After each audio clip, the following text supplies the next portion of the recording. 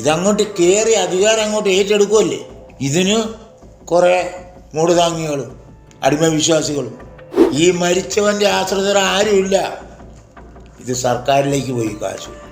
ഏതാ നീണ്ടുപള്ളിയുടെ 17 ലക്ഷം രൂപ സർക്കാരിലേക്കാണ് പോയിരിക്കുന്നത്. വെട്ടിക്കാട്ട് മൈക്കിളും മാത്യു മൂലക്കാടും കൂടെ കൂടിക്കൊണ്ട് എൻ്റെ പേരിൽ കള്ളക്കേസ് അരമനയുടെ വക്കീൽ അഡ്വക്കേറ്റ് അജിയെ കൊണ്ട് കള്ളക്കേസ് കൊടുപ്പിച്ച് ഞാൻ. അപ്പം ഞാൻ ഈ കേസിൻ്റെ സംഗതി ഈ രണ്ടാമത് അഡ്വക്കേറ്റ് ബോബിയാണ് ഈ കേസ് ഏറ്റെടുത്തത്. ബോബി കുറച്ച് പേപ്പർ എൻ്റെ തന്നു കഴിഞ്ഞപ്പോൾ ഞാൻ ഇതും കൊണ്ട് ജോർജേട്ടാ ഇത് പോയി ഒന്ന് അന്വേഷിക്കണം എന്ന് പറഞ്ഞു. ഇവനെക്കുറിച്ച് ഈ പഴയ അപ്പം ഞങ്ങൾക്ക് അവിടെ നിന്നൊരു പേപ്പർ കിട്ടി. ഇവൻ ഒരു കടയുടെ ലെറ്റർ പാഡിൽ, ഈ കോൺട്രാക്ടർ ഒരു കടയുടെ ലെറ്റർ പാഡിൽ ഒരു സ്ക്വയർ ഫീറ്റിന് 2,500 രൂപ വെച്ച് ഞാൻ ഈ വർക്ക് ചെയ്തോളാമെന്നും പറഞ്ഞ് ഒരു പേപ്പറിൽ എഴുതി കൊടുത്ത് അത് എടുക്കാൻ ഞങ്ങളെ കിട്ടിയത്.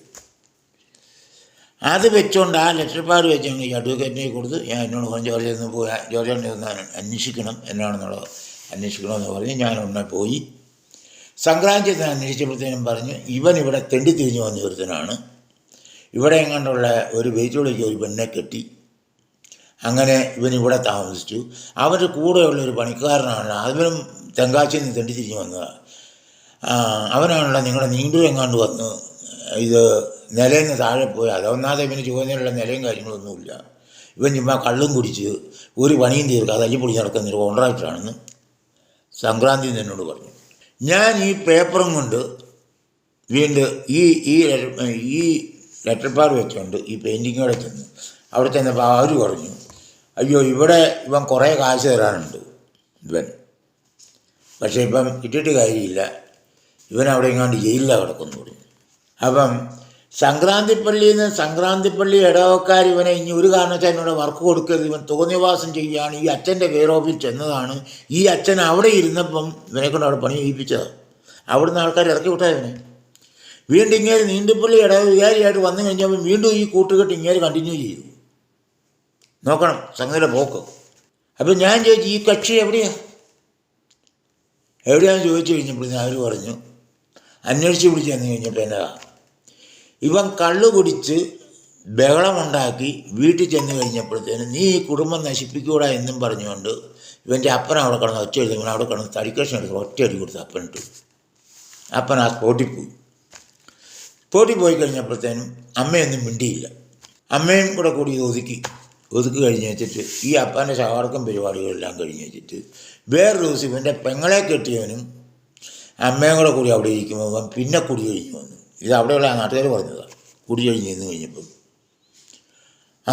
നീ ഇതുപോലെ വന്നവരോ അപ്പൻ പറഞ്ഞല്ലടാ, നിൻ്റെ ഒറ്റയടിക്കല്ലടാ അപ്പൻ ആ തന്തയുടെ തലയും കൊണ്ട് പോയെന്ന് ആ തള്ള പറഞ്ഞു. അവിടെ കിടന്ന് അടിക്കണം. ആ തള്ളക്കെട്ട് ഒന്ന് കൊടുത്തിട്ട് തള്ളയും പോയി. അപ്പോൾ ഇത് ഇവൻ്റെ പെങ്ങളെ കെട്ടിയത് കേട്ട് ഇവൻ പോലീസിൽ പരാതി കൊടുത്ത്. അങ്ങനെ ഞാൻ അന്വേഷിച്ച് കഴിഞ്ഞപ്പോൾ ഇവൻ സെൻട്രൽ ജയിലിൽ കിടക്കുക ഈ പാർട്ടി. വീണ്ടും ഇവൻ്റെ ഒരു തൊഴിലാളിയാണ് മരിച്ചത്. ഈ മരിച്ചവൻ്റെ ഭാര്യയുടെ അപ്പൻ നാരായണൻ എന്ന് പറയുന്ന അവനൊരു ഓട്ടോറിക്ഷ ഡ്രൈവറാണ്. അവനാണ് ഇതിൻ്റെ കോമ്പൻസേഷൻ വേണമെന്ന് പറഞ്ഞുകൊണ്ട് കേസ് കൊടുത്തത്. പക്ഷെ നിലവിൽ അവൻ ഈ കേസിലില്ലിപ്പം. കാരണം ഈ മരിച്ചവൻ്റെ ഭാര്യ അവൾ വേറെ കല്യാണം കഴിച്ചു. ഉഷയെന്ന് പറയുന്നൊരു പെണ്ണ്. ഞാൻ പമ്പിച്ചെന്ന് അവളെ ചെന്ന് കണ്ടു. എൻ്റെ അവളോട് ചോദിച്ചപ്പോൾ പറഞ്ഞു, ഇനിയിപ്പോൾ ഞാൻ കേസ് കൊടുത്ത് കാര്യം, കാരണം ഞാൻ വേറെ കല്യാണം കഴിച്ചു പോയി, അവനകത്തേക്കിട്ട് അവന് പിള്ളേരുമില്ല, ഞാൻ അവൻ്റെ അമ്മയ്ക്ക് അവരോർക്കും എല്ലാം കിട്ടട്ടെന്ന് പറഞ്ഞു. അപ്പോൾ ഈ അഡ്വക്കേറ്റ് ഒരു പടുകളവനാണ്. ഇങ്ങനെ നോക്കിയപ്പോൾ ആരുമില്ല. അപ്പോൾ ഇതൊരു ഒരു നല്ലൊരു തഞ്ചമാണ്. ഇങ്ങനെ എന്താക്കിയെന്ന് ചോദിച്ചെന്നാൽ ഈ അഡ്വക്കേറ്റ് തെങ്കാശിച്ച് തിന്നു. കാരണം ഇവിടെ ആരുമില്ലല്ലോ. പിന്നെ ഈ മരിച്ചവൻ്റെ അമ്മായിപ്പൻ അവൻ്റെ ഭാര്യയുടെ അപ്പൻ കേസ് കൊടുക്കും. കാരണം അവൾ വേറെ കല്യാണം കഴിച്ചു പോയി, അവൾക്ക് ഇനി ഇതുമായിട്ട് ബന്ധമില്ല. അപ്പോൾ എന്താക്കി അയാൾ ഈ കേസ് കൊടുക്കും. ഇയാൾ തെങ്കാശി ചെന്നു. അവിടെ ചെന്ന് കഴിഞ്ഞപ്പോഴത്തേനും ഇത് ചെല്ലുന്നതെന്നാ 2023 അന്നായതുകൊണ്ട് അഡ്വക്കേറ്റിന് കേസ് കൊടുത്തു. ഇതിങ്ങനെ കടന്നു. ഇവരാരും പോയില്ല, സഭയുടെ വക്കീൽ അങ്ങോട്ട് പോയില്ല, സഭ ഈ കാര്യത്തോട് നോക്കിയില്ല, അച്ഛന് വേണ്ടി പ്രൊട്ടക്ഷൻ കൊടുത്തു. ഇതിങ്ങനെ കടന്നിട്ട് വീണ്ടും ഇയാൾ തെങ്കാശി ചെന്ന് കഴിഞ്ഞപ്പം ഈ മരിച്ചവനെ അവിടുന്ന് റൈറ്റ് ഓഫ് ചെയ്തതാണ്. ഈ കോൺട്രാക്ടർ അവിടെ വേറെ എങ്ങാണ്ടുള്ളവൻ, അവൻ സെൻട്രൽ ജയിലിൽ കിടക്കുക, അവൻ്റെ ഭാഗം നോക്കിയിട്ടും കാര്യമില്ല. ഈ മരിച്ചവൻ്റെ അമ്മയില്ല, അപ്പനും ഇല്ല. അപ്പം അയാൾ എന്താക്കി, അവിടുന്ന് ഒരു അപ്പൻ്റെ അനിയനെയോ പെങ്ങന്മാർ ഇവരുടെ ഏതാണ്ടൊക്കെ എടുത്തുകൊണ്ട് വന്നു. പക്ഷേ ഇവിടെ കേസ് നടത്താൻ ഈ 7 അവധിക്ക് മറ്റേ ആൾ പോയിട്ടില്ല എന്ന് പറഞ്ഞതിൻ്റെ കാരണം എന്താണെന്ന് വെച്ചെന്നാൽ ഈ അവധിക്ക് ഇവൻ്റെ ഭാഗത്തുനിന്ന് വരാൻ ആരുമില്ല. കാരണം മരിച്ചവൻ്റെ ഭാര്യ വേറെ കല്യാണം കഴിച്ചു പോയി, അവളെ പണി നോക്കിപ്പോയി. പിന്നെ ആ പെണ്ണിൻ്റെ അപ്പൻ എന്നാ ബേസിലാണ് പോകുന്നത്? അപ്പം ഇതിനാരും ഇല്ല, ഇതിങ്ങനെ കിടക്കുമായിരുന്നത്. വരുത്തി വെച്ച ഓരോ വയ്യാവേരികൾ നോക്കിക്കണം. എന്നിട്ട് ഇയാൾ അവിടുന്ന് ഏതാണ്ട് കൂടി എടുത്തുകൊണ്ട് വന്ന്, ഏതാണ്ട് പേപ്പറൊക്കെ കൂടി എടുത്തുകൊണ്ട് വന്ന് ഇവിടെ ഏതാണ്ടെല്ലാം കേസും കാര്യങ്ങളൊക്കെയാണ്. അപ്പം ഈ കോൺട്രാക്ടർക്ക് വർക്ക്മെൻ കോമ്പൻസേഷൻ ഇൻഷുറൻസോ അല്ലെങ്കിൽ ഇതിൻ്റെ ഈ ഒരു സെറ്റിൽമെൻറ്റ് എഗ്രിമെൻറ്റ് ഇതിനാൽ യാതൊന്നുമില്ല. ഞാൻ ഇത് കഴിഞ്ഞിട്ട് വീണ്ടും ഏറ്റുമാനൂർ സ്റ്റേഷനിൽ ചെന്നു.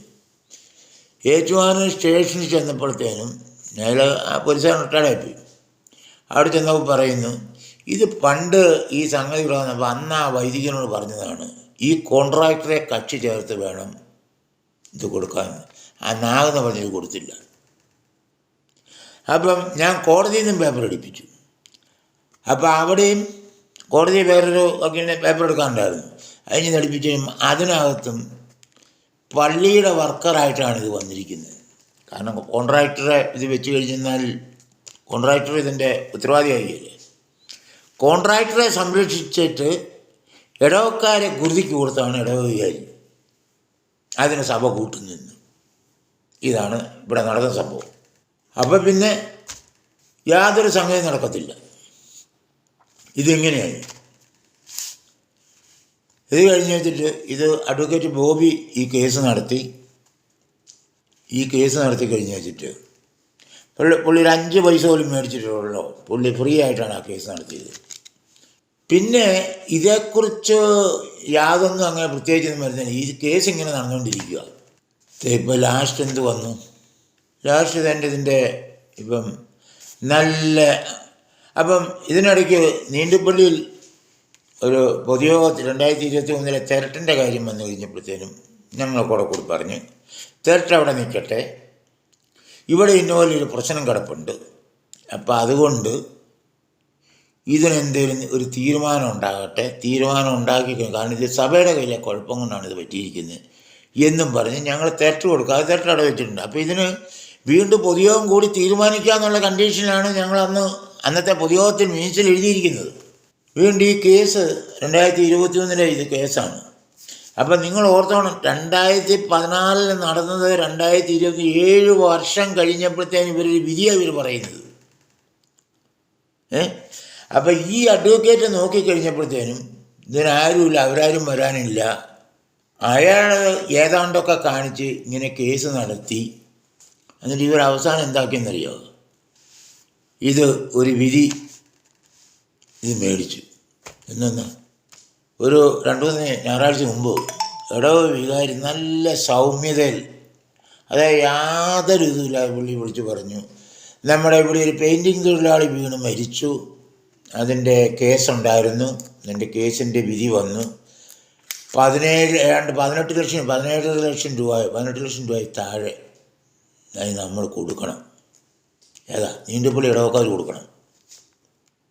വിധി വന്നിരിക്കുന്നത് എന്നിത്രയും പറഞ്ഞു. ഇത് കഴിഞ്ഞിട്ട് എന്നാൽ ഈ പൈസ എങ്ങനെയാണ് കൊടുക്കേണ്ടത് എന്നുള്ളത് ഇടവക ജനത്തിനോട് ചോദിക്കുകയോ, അങ്ങനെ ഇവിടെ ഇപ്പം ആകെ കുറച്ചിൽ കിടക്കാണല്ലോ നീണ്ടത്, ആ വിധത്തിലാണല്ലോ പുതുപ്പറമ്പ് ആക്കി വെച്ച് പോയിരിക്കുന്നത്. ആരോടും ചോദിക്കാതെ ഇവർ കാശെടുത്ത് കൊടുത്തു. അന്ന് ഇതിന് കൂട്ടുനിന്ന്, അന്ന് ഈ സംഭവം ഉണ്ടാകുമ്പോൾ ഇടവകാരിക്ക് കൂട്ടുനിന്ന കൈക്കാരനെ നിങ്ങൾ നോക്കണം ഏത് വിധത്തിലാണ് അവർ ഉടച്ചു വെച്ചിരുന്നത്.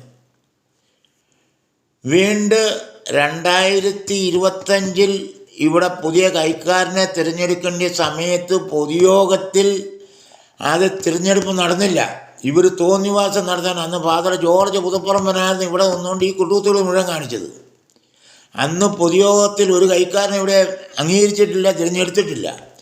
അയാൾ തന്നിഷ്ടം, ഫാദർ ജോർജ് പുതുപ്പറമ്പൻ തന്നിഷ്ടം അവിടെ അന്ന് ഈ പ്രശ്നം ഉണ്ടായപ്പം കൂട്ടുനിന്ന വൈദികന് കൂട്ടുനിന്ന ആ കൈക്കാരനെ വീണ്ടും ഇടവക ജനങ്ങളുടെ യാതൊരു പെർമിഷൻ അപ്രൂവലും ഇല്ലാതെ ഇയാൾ പേരെഴുതി കൊടുത്ത് അരമനയിൽ നിന്ന് അപ്രൂവൽ കൊടുത്തിട്ട് ഈ പള്ളി 2025 ജൂലൈ പള്ളി കുർബാന കഴിഞ്ഞപ്പോഴത്തേനും കുർബാനയില്ല, അങ്ങനെ സാധാരണ കുർബാന മധ്യയാണ് കൈക്കാരന്മാരെ പഴയ കൈക്കാരന്മാരെ താക്കോലൊക്കെ കൂടി അച്ഛനെ ഏൽപ്പിക്കും, അച്ഛൻ ഇവരെ ഏൽപ്പിക്കും, കണക്ക് ബുക്കും കാര്യങ്ങളെല്ലാം ഒന്നുമില്ല. സൂത്രത്തിൽ ചൊളിവ് കുർബാന കഴിഞ്ഞ് എത്ര എന്തെങ്കിലും ഞാൻ പോകുന്ന ഇങ്ങനെ 2 വാക്ക് പറഞ്ഞ് 2 പേരെ പിടിച്ച് കൈക്കാരനാണ്. അതിലൊന്നും ഇവരാ ഏത് അന്ന് ഈ സംഭവം ഉണ്ടായപ്പോഴുള്ള കൈക്കാരൻ. ആ കൈക്കാരനെ കൂട്ടിക്കൊണ്ട് ഇപ്പോഴത്തെ വൈദികൻ ഇടവോ ജനം പോലും അറിയാതെയാണ് ഈ കാശെടുത്ത് അവർ കൊടുത്തിരിക്കുന്നത്. ഇത് അന്ന് ഇവിടെ നീണ്ടുപള്ളിയുടെ ആ പണി നടന്നുകൊണ്ടിരിക്കുന്നു. ആ കമ്മിറ്റിക്കാരവിടെയുണ്ട്. ഒരു മനുഷ്യനോട് പോലും ചോദിക്കാതെ ഇടവുകാർ തന്നിഷ്ടം ഇവന് കൊടുത്ത പണിയായത്. ഇപ്പം അവസാനം ആര് തൂങ്ങേണ്ടി വന്നു? ഇടവക ജനം തൂങ്ങേണ്ടി വന്നു. എത്രയാണ്? 17 ലക്ഷം രൂപ. നീണ്ടുപള്ളി ഇടവകയിൽ ഇപ്പം ഞാൻ കുറ്റക്കാരനാണ്. കാരണം നിങ്ങൾക്കറിയാമല്ലോ ഇവരുടെ ക്രൂരത. ഞാൻ ബൈപ്പാസ് സർജറി കഴിഞ്ഞ് കിടന്ന് ഞാൻ അവിടുന്ന് ഹോസ്പിറ്റലിൽ നിന്ന് വീട്ടിൽ വന്ന് 2 ദിവസം കഴിഞ്ഞ് എന്ന് എൻ്റെ സ്റ്റിച്ച് എടുക്കേണ്ടതാണ്. എൻ്റെ സ്റ്റിച്ച് എടുത്തിട്ടില്ല. ഓപ്പൺ ഹാർട്ട് സർജറി കഴിഞ്ഞ് എൻ്റെ സ്റ്റിച്ച് എടുത്തിട്ടില്ല. ഇവിടെ വന്നതിൻ്റെ പിറ്റേ ദിവസം എന്നെ അറസ്റ്റ് ചെയ്യിക്കാൻ വേണ്ടി എൻ്റെ പേരിൽ ഫാദർ വെട്ടിക്കാട്ട് മൈക്കിളും മാത്യു മൂലക്കാടും കൂടെ കൂടിക്കൊണ്ട് എൻ്റെ പേരിൽ കള്ളക്കേസ് അരമനയുടെ വക്കീൽ അഡ്വക്കേറ്റ് അജിയെ കൊണ്ട് കള്ളക്കേസ് കൊടുപ്പിച്ച് ഞാൻ കലാപം ആഹ്വാനം ചെയ്യുന്നതിന് കള്ളക്കേസ് കൊടുപ്പിച്ച് എന്നെ അറസ്റ്റ് ചെയ്യിക്കാൻ വേണ്ടിയിട്ട് ഇവർ പോലീസുകാരെ വിട്ടതാണ്. ഒരു സർക്കിള്, ഒരു SI, ഒരു കോൺസ്റ്റബിള് 3 പേരെൻ്റെ വീട്ടിൽ വന്നു. ഞാൻ മലങ്കടപ്പായ കിടക്കുന്നു. ഇവർ വന്നു കഴിച്ചാൽ വേണ്ട പോലീസൊന്നും എൻ്റെ വീട്ടിൽ ആദ്യം കയറുന്ന പോലീസാണ്. ആദ്യം ഇവരാണ്, മൂലക്കാട്ട് മിത്രാനാണ് എൻ്റെ വീട്ടിൽ ആദ്യം പോലീസിനെ കയറ്റുന്നത്. ഇനിയിപ്പോൾ തുടരെ ഇവർ കയറ്റിക്കൊണ്ടിരിക്കും. അത് വന്നോട്ടെ, ഞാൻ വരുന്നിടത്ത് വെച്ച് കാണാൻ തന്നെ ഞാൻ തീരുമാനിച്ചിരിക്കുക. എന്നെ എൻ്റെ വൈഫ് പിടിച്ചെഴുന്നേൽപ്പിച്ചപ്പം ആ വന്ന പോലീസുകാർ അന്തസ്സും അഭിമാനമുള്ള കുടുംബത്തിൽ ജനിച്ച പോലീസുകാരാണ്. അവരെന്നോട് പറഞ്ഞു, ചേച്ചി അവിടെ കിടന്നോട്ടെ, വേണ്ടെന്ന് പറഞ്ഞു. അവരെൻ്റെ മൊബൈൽ എടുത്തിട്ട് പോയി. പക്ഷേ അവർ പുറത്തിറങ്ങിക്കഴിഞ്ഞപ്പോൾ എൻ്റെ വൈഫിനെ വിളിച്ചിട്ട് പറഞ്ഞു, ചേച്ചി ഇവിടെ ആരെങ്കിലും ഇത് എന്നാന്ന് ചോദിച്ചു കഴിഞ്ഞാൽ പറഞ്ഞേര്, ഞങ്ങൾ ജോർജിൻ്റെ കൂട്ടുകാരാണ്. ഞങ്ങൾ ഏറ്റുമാനൂർ സ്റ്റേഷനിൽ വന്നപ്പം ഒരു കേസിൻ്റെ കാര്യത്തിന് വന്നപ്പം ജോർജിനെ ഒന്ന് കാണാൻ വന്നാന്നേ പറയാളൂ, ഓപ്പറേഷൻ ചെയ്തെടുത്ത് കാണാൻ വന്നാന്നേ പറയാളൂ. അത് ഞങ്ങളെ എഴുന്നേൽപ്പിച്ചില്ല. അത്ര മാന്യത ആ പോലീസുകാർ കാണിച്ചു. അത്രയ്ക്ക് പോലുള്ള മനസ്സാക്ഷി ഇവർക്കില്ലായിരുന്നു. ഇപ്പം ഞാൻ പറഞ്ഞു വന്നത്, ഇനി നമ്മളിങ്ങനെയുള്ള കാര്യങ്ങളൊക്കെ വളരെ സൂക്ഷിക്കണം. നമ്മളെ ഇടവകയിൽ വരുന്ന വൈദികനെ നമ്മൾ ആക്ഷേപിക്കുകയോ തെറി പറയുക അസഭ്യം പറയുകയോ ഒന്നും ചെയ്യാൻ പോകണ്ട. അതിൻ്റെ ഒന്നും ആവശ്യമില്ല.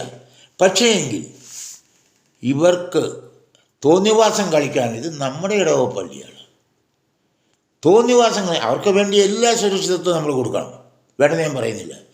പക്ഷേ ഇവരുടെ തോന്നിവാസം കളിക്കാൻ ഇനി വിട്ടുകൊടുക്കും. ഇതിൻ്റെ അനുഭവമാണ് ഇന്നിപ്പോൾ നീണ്ടുപള്ളിയിലുണ്ടായത്.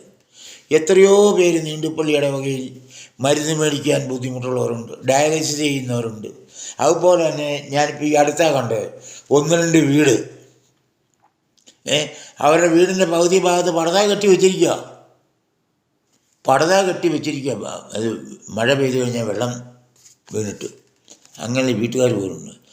അവിടെയൊക്കെ ഇവിടെയൊക്കെ എന്തെല്ലാം സഹായങ്ങൾ ഈ ഇടവകയിൽ ചെയ്യാനുണ്ട്.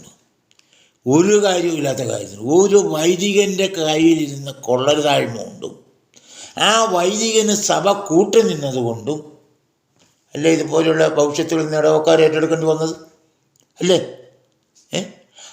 അവരാണ് ഇപ്പം കിടന്നാണ് പറയുന്നത് 12 അതിന് അന്ന് കൂട്ടുനിന്ന പാർട്ടി. ഏത്? ഈ വൈദികൻ്റെ കൂട്ടത്തിൽ വൈദികൻ കാണിച്ച കൊള്ളരുതായ്മയ്ക്ക് മുഴുവൻ കൂട്ടുനിന്ന പാർട്ടി. ഈ പോസ്റ്റ്മോർട്ടത്തിന് പോയതും ഈ പോലീസ് സ്റ്റേഷനിൽ പോയതും ഇതിനെല്ലാം കൂട്ടുനിന്ന പാർട്ടിയാണ് ഇപ്പം പറയുന്നത് നമ്മുടെ ഇടവകയ്ക്ക് ഭീമമായ നഷ്ടം വരാൻ പോകുന്നു. ടോൾവേ രജിസ്ട്രേഷൻ ഏതെങ്കിലും വിധത്തിൽ നടപ്പാക്കിയില്ല എങ്കിൽ നമുക്ക് ഭയങ്കര നഷ്ടം വരുന്നു. ഇപ്പോൾ ഓൾറെഡി 10-18 ലക്ഷം രൂപ വെച്ചിരിക്കുന്നു. ആ പോയവരൊക്കെ എവിടെ പോയെന്ന് അറിയത്തില്ല. ഇങ്ങനെയുള്ള മാന്യന്മാരാണ് ഇവർക്ക് ഈ സപ്പോർട്ട് ചെയ്ത് പോകുന്നത്. അതുകൊണ്ട് എല്ലാ ഇടവചനങ്ങളോടും ഞാൻ പറയുകയാണ്, എന്നെ ഒരു വിപ്ലവകാരിയായിട്ട് അവരിഞ്ഞും ലിസ്റ്റിൽപ്പെടുത്തുള്ളൂ. അതെന്തേലും ആയിക്കോട്ടെ. ഞാൻ സത്യവും നീതിയും വിട്ടിട്ട് ഞാൻ ഒന്നും പ്രവർത്തിച്ചിട്ടില്ല, ഒന്നും ചെയ്തിട്ടുമില്ല. ഞാൻ സത്യത്തിന് വേണ്ടിയിട്ട് മാത്രം ഞാൻ പറയുകയും പ്രവർത്തിക്കുകയും ചെയ്യുന്നുള്ളൂ, അല്ലാതെ വേറെ ഒന്നിനും വേണ്ടിയിട്ട് ചെയ്യുന്നില്ല. ഈ സംഗതി ഇവരെന്താക്കിയെന്ന് ചോദിച്ചെന്നാലുണ്ടല്ലോ, ഈ സംഗതി ഒതുക്കത്തിൽ തീർക്കാൻ വേണ്ടിയിട്ട് ഇവർ ഒരു പാർട്ടി വിട്ട്, ആരാ, ഫാദർ ജോർജ് പുതുപ്പറമ്പൻ. ഇതിനകത്ത് സ്പേസ് ഉണ്ടോ എന്ന് അറിയത്തില്ല. അത് ഞാനൊന്ന് ചുരുക്കി പറഞ്ഞേക്കാം. ഫാദർ ജോർജ് പുതുപ്പറമ്പനെ ഇവരിവിടെ ഇറക്കിയത് ഇതെല്ലാം രണ്ട് പർപ്പസിലായിരുന്നു. കാരണം പുതുപ്പറമ്പൻ കൊറോണയിലേ ഇരിക്കാറുള്ളൂ. അവിടുന്ന് എന്നാ പോകേണ്ടതെന്നുള്ള പുള്ളി അറിയില്ലായിരുന്നു. പുള്ളി ഇരിക്കുന്നിടത്തൊക്കെ 8-10 കൊല്ലം ഇരുന്ന് അവിടെ എല്ലാം നിരപ്പാക്കിയിട്ടേ പോവുള്ളൂ. അത് പുള്ളിയുടെ ജാതി ഗുണമാണ്. ഈ പുള്ളിയെ അവിടെ കൊണ്ടുവന്നത് ഒന്ന്, കൈക്കാര സ്ഥാനത്ത് നിന്ന് എന്നെ മാറ്റണം. കാരണം ഞാൻ കൈക്കാരനായി കഴിഞ്ഞപ്പോഴത്തേന് ആൾക്കാർ തന്നെ പറയാൻ തുടങ്ങി, ഇപ്പോഴാണ് ജോർജ് ഓരോ സംഗതികൾ പുറത്ത് ജനം അറിയുന്നത്. കാരണം ഞാൻ കൈക്കാരനായ, ഞങ്ങൾ 2 നേരം പുതിയതായിട്ട് കൈക്കാരനായിട്ട് കയറി കഴിഞ്ഞപ്പോഴത്തേന് ഇവരുടെ ഒരു പമ്മാട്ടുകളും ഇവിടെ നടക്കുകയില്ലായിരുന്നു. പള്ളിയുടെ കാര്യം, പള്ളിയുടെ സമ്പത്ത് കാര്യങ്ങൾ, പള്ളിയുടെ വർക്ക് കാര്യങ്ങൾ ഇടവക്കാരുടെ ഉത്തരവാദിത്തപ്പെട്ടതാണ്. ഇടവക്കാരാൽ തിരഞ്ഞെടുക്കപ്പെട്ടതാണ് കൈക്കാരന്മാർ. അത് ഞങ്ങൾ കൈക്കാരന്മാർ കൈകാര്യം ചെയ്തോളാമെന്ന് പറഞ്ഞു. അപ്പോൾ ആ ഇതിൽ എന്നെ കൈക്കാര സ്ഥാനത്ത് നിന്ന് ഒഴിവാക്കാനും രണ്ടാമത് ഈ കേസ് ഒതുക്കത്തിൽ തീർക്കാനും വേണ്ടിയിട്ടാണ് പുതുപ്പറമ്പനെ ഇവിടെ ഇറക്കുമതി ചെയ്തു. പുതുപ്പറമ്പൻ വന്ന് ആദ്യം എന്നെ ഒന്ന് തട്ടാൻ നോക്കി, പക്ഷേ അത് നടന്നില്ല. അത് പോട്ടെ. രണ്ടാമത് പുതുപ്പറമ്പൻ വന്നതിൻ്റെ 27-ാം പക്കം ഒരു മീറ്റിംഗ് കൂടി കഴിഞ്ഞപ്പോഴത്തേനും ഞങ്ങൾ കൈക്കാരന്മാരെ പഴയ കമ്മിറ്റി കൺവീനറെ വിളിച്ചിട്ട് പറഞ്ഞു, ഞാനിവിടെ കൂടിയിരിക്കുന്നത് എനിക്ക് ചില കാര്യങ്ങൾ പറയാനുണ്ട്, എനിക്ക് ഒത്തിരി വിഷമം തോന്നുന്നുണ്ട്. ഇവിടെ കൈക്കാരന്മാരുണ്ട്, കമ്മിറ്റിക്കാരുണ്ട്, ഇടവക്കാരുണ്ട്, കപ്പിയാരുണ്ട്, ആരും കണക്കനുണ്ട്, ആരും എന്നോട് ഇന്നുവരെ മിണ്ടാത്തൊരു കാര്യമുണ്ട്. അപ്പം ഞാൻ പറഞ്ഞു, എന്താണാവോ? ഞാൻ സംസാരിക്കുന്ന ഇടയ്ക്ക് കയറി ആരും സംസാരിക്കാറില്ല. ഏതാ വേറെ ഓരോ ഇടവചനത്തിനെ അടിച്ചമർത്തിയ പരിപാടിയാണ് പുള്ളി നോക്കിയത്. എന്നാൽ ശരി, സംസാരിക്കാൻ പറയാൻ പറഞ്ഞു. ഇവിടെ ഒരു പെയിൻറ്റിങ് തൊഴിലാളി വീണ് മരിച്ചു. ഇത് മിനിറ്റ്സ് വായിച്ചു കഴിയുമ്പോഴാണ് അറിയുന്നത്, ഇങ്ങനെ തൊഴിലാളി വീണ് മരിച്ചു എന്നുള്ള വിവരം ഞാൻ അറിയുന്നത്. വായിച്ചു കഴിഞ്ഞാൽ മനസ്സിലായത്. അപ്പം ഞാൻ പറഞ്ഞു, ഈ കേസ് അരമനയിലെ നടത്തിക്കൊണ്ടിരിക്കുന്നത്. അത് ഞങ്ങളിന്ന് അന്വേഷിച്ച് ഞങ്ങൾ അവിടുന്ന് പേപ്പറും മേടിച്ച് അടുത്ത പരിപാടി നോക്കി. ഈ കേസ് അരമനയിലെ അന്വേഷിച്ചു നടത്തുന്നത്. ഇല്ല, അരമനയ്ക്ക് അറിയത്തില്ല. ഞാൻ പറഞ്ഞു, പിന്നെ എങ്ങനെ അഡ്വക്കേറ്റ് അജിയുടെ കയ്യിൽ ഇതെന്ന്? അഡ്വക്കേറ്റ് അജിയാണല്ലോ നോ ഒബ്ജക്ഷൻ സർട്ടിഫിക്കറ്റ് വന്നേ. ഞാൻ പറയുന്നതിന് ബദലായിട്ട് ഇന്നുവരെ ആരും പറഞ്ഞിട്ടില്ല. അപ്പം ഇയാൾ പറയുന്ന അതേപടി കേട്ടോണം. ഞാൻ അരമനെ ചോദിച്ചു, അരമനയ്ക്ക് ഇങ്ങനെ ഒരു സംഭവം ഉണ്ടായിട്ട് അറിയത്തില്ല. നിങ്ങൾ കേട്ടോണം. ഇവിടെ ഇരുന്ന 3 വികാരിമാരോടും ചോദിച്ചു. ആരാ? ഫാദർ സജിമെത്താനം, ഈ പ്രശ്നം ഉണ്ടാക്കി വെച്ച വ്യക്തി, ഷാജി വടക്കേത്തൊട്ടി എന്ന് പറയുന്നത് 2023 ഇത് വായിച്ചിപ്പോൾ 7 ലക്ഷം രൂപ ഇപ്പോൾ കൊടുക്കണം, അതല്ലെങ്കിൽ 10-17 ലക്ഷം രൂപ എന്ന് പറഞ്ഞ വ്യക്തി.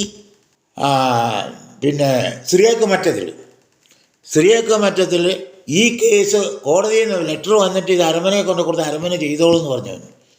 ഈ വൈദികൻ എന്നോട് പറയാണ്, എന്നോടല്ല, ഞങ്ങൾ കമ്മിറ്റി പറയാം, ഞാൻ 3 വൈദികരോടും ചോദിച്ചു, 3 പേർക്ക് ഇങ്ങനെയൊരു സംഭവം ഉണ്ടായതുപോലും ഇവിടെ അറിയത്തില്ല. ഇങ്ങനെയൊരു സംഭവം ഉണ്ടായത് അരമനയ്ക്ക് ഒട്ടും അറിയത്തില്ല. അപ്പം ഞാൻ ചോദിച്ചു, പിന്നെ എങ്ങനെ ഫാദർ ഷാജി വടക്കേത്തൊട്ടി ഇവിടെ വായിച്ചത്? അങ്ങേർക്ക് അറിയാൻ മേലെങ്കിൽ പിന്നെ എങ്ങനെ ഇവിടെ വായിച്ചത്? കോടതി ലെറ്റർ വന്നത് അന്നത്തെ ഇത് ഏറ്റവും സ്റ്റേഷനിൽ വർക്ക് ചെയ്ത ആളിവിടെ ഉണ്ട്, അയാളോട് ചോദിച്ചിരും. അയാളാണല്ലോ ഈ ലെറ്റർ മേടിച്ച് ഇത് മറ്റത്തിരച്ചൻ്റെ കൊടുത്തത്. ഉടനെ എന്നാ എന്നറിയാമോ? ഇങ്ങനെയുള്ളവരോട് സംസാരിക്കാൻ ഞാൻ ഇഷ്ടപ്പെടുന്നില്ലെന്ന് പുള്ളി ഏറ്റുപോയി. പിന്നെ അടുത്ത് നോക്കുക. ഇപ്പോൾ കണ്ട ഇടവജനങ്ങളുടെ മേൽ അടിച്ചമർത്തിയിരിക്കുന്നത് 17 ലക്ഷം രൂപ.